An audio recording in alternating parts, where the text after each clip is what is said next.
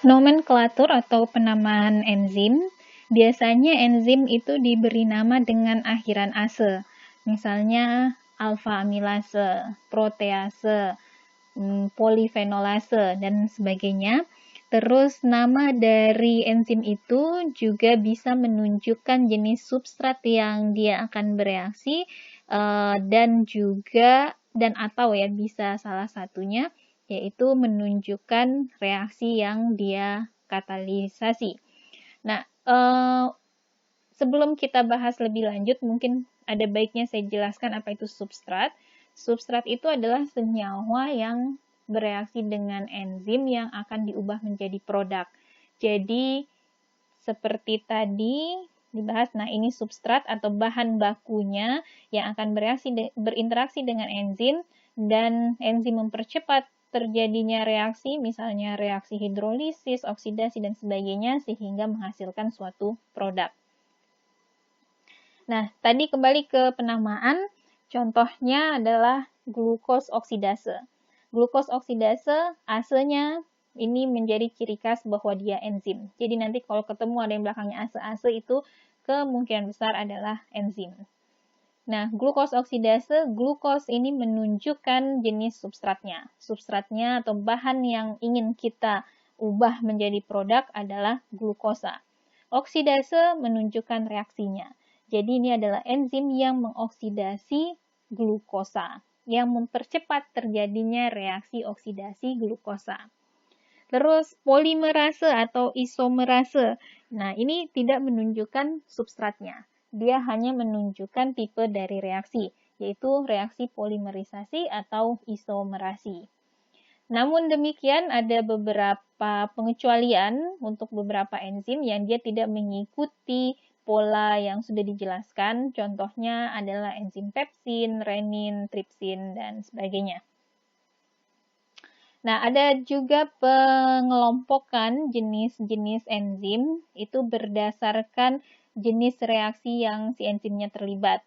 Nah, itu dikelompokkan oleh The International Union of Biochemistry atau IUB. Jadi ini ada 6 kategori.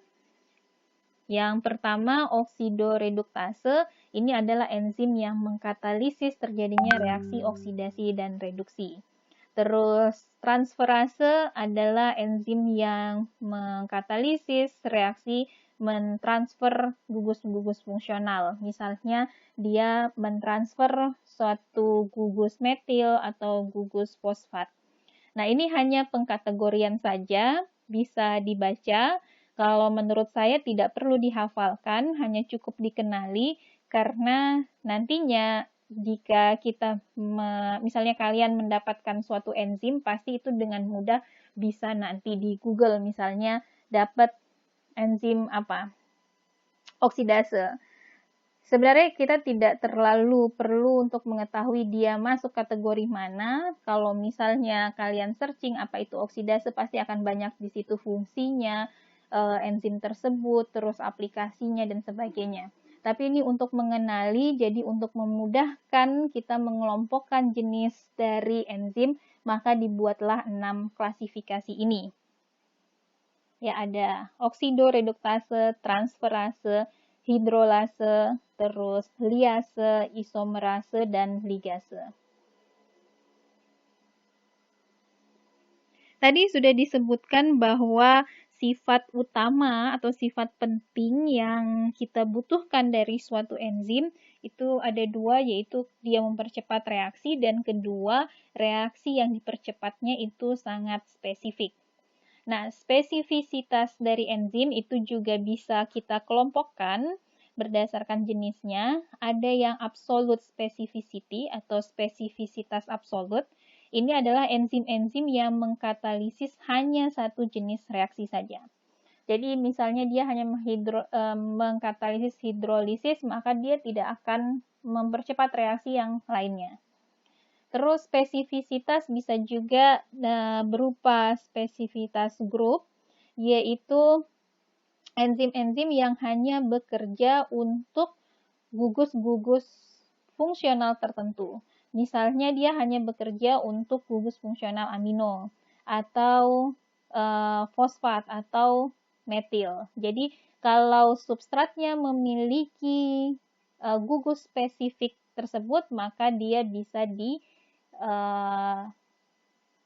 diubah menjadi produk oleh enzim. Jadi tidak mesti jenis bahan kimianya sama.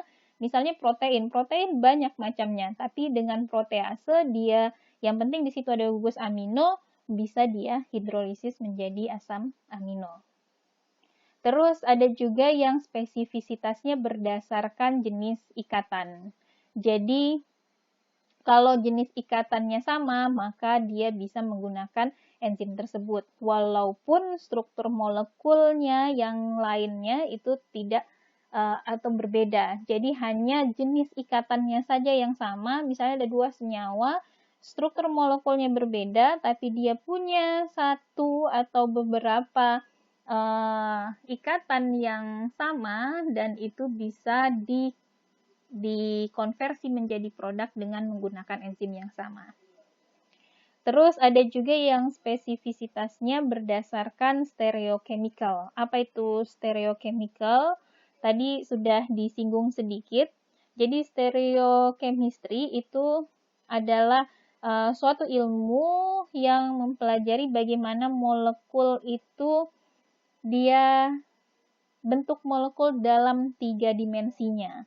Jadi struktur 3 dimensi dari molekul. Nah, kalau enzim yang punya spesifisitas stereochemical, itu artinya si enzim itu hanya bisa bekerja untuk substrat yang memiliki bentuk 3 dimensi yang sama. Tadi kita bahas bahwa isomer itu dia punya rumus kimia yang sama, ikatan yang sama, tapi struktur 3 dimensinya berbeda.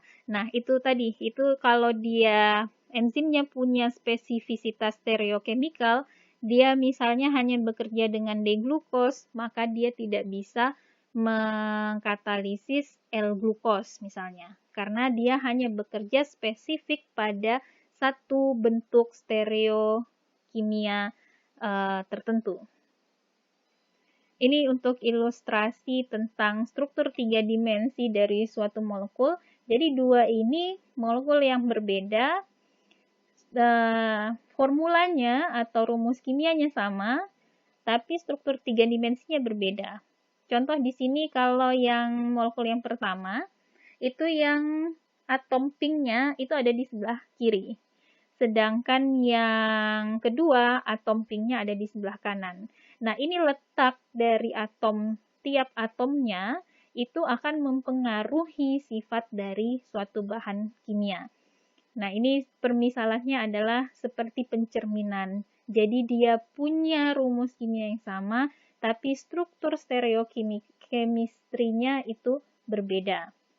Nah, kalau ada enzim yang spesifisitasnya berdasarkan struktur 3 dimensinya, maka misalnya dia bisa bekerja dengan substrat ini, tapi dia tidak bisa bekerja dengan substrat yang satu ini. Nah, ada 2 teori model yang menjelaskan tentang spesifisitas enzim.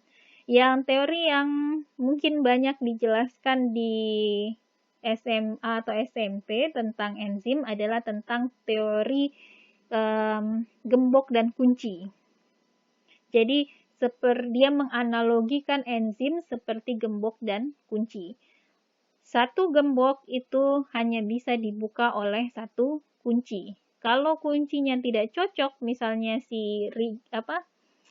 lekukan-lekukan dari kuncinya tidak cocok dengan gemboknya, pasti gemboknya tidak bisa terbuka.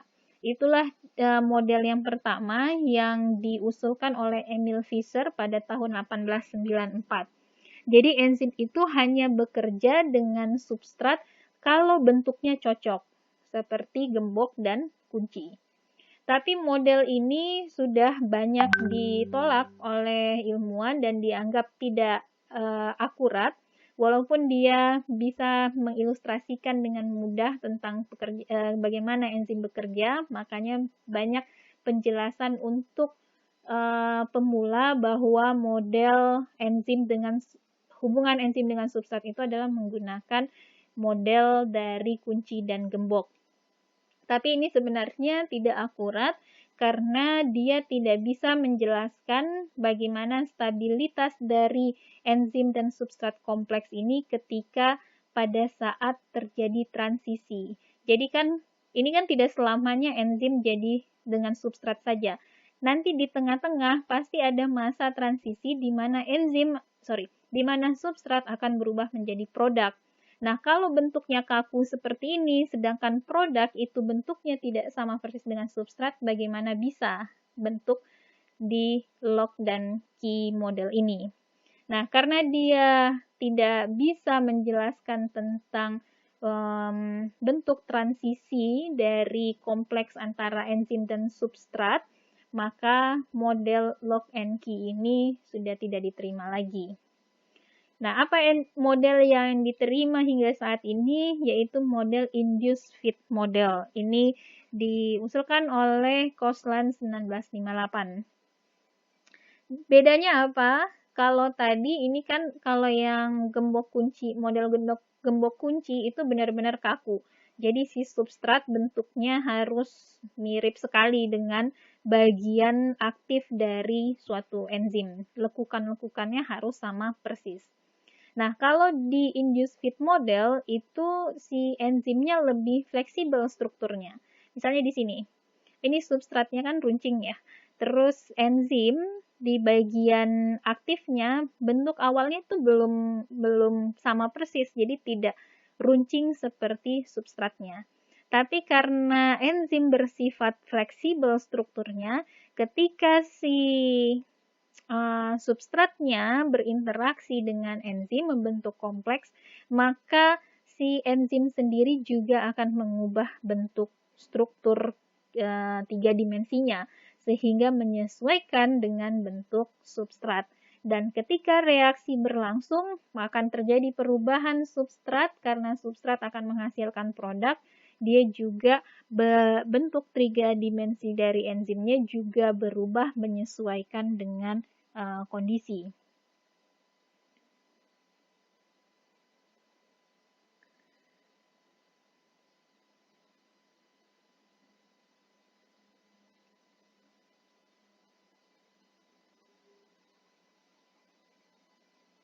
Kadangkala, in some cases, ini ada beberapa enzim yang justru substratnya juga bisa berubah bentuk ketika dia masuk ke sisi aktif dari enzim. Jadi, tidak hanya sisi aktif dari enzim yang berubah menyesuaikan dengan substrat, tapi juga bisa bentuk substratnya yang berubah, sehingga mereka cocok membentuk enzim dan substrat kompleks.